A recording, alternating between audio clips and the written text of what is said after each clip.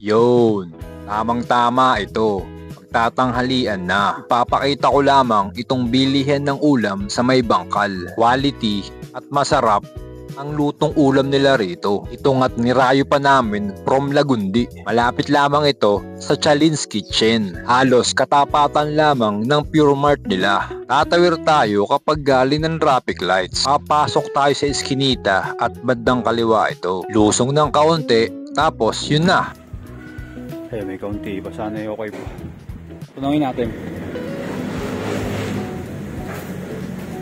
Ay, meron pa. Tanghali po.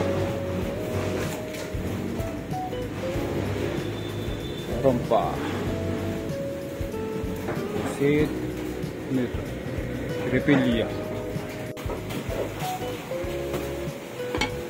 Nasa 80 pesos pataas ang per order nila rito.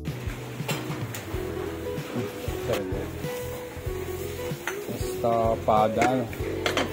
Ayun, pwede yan Gcash.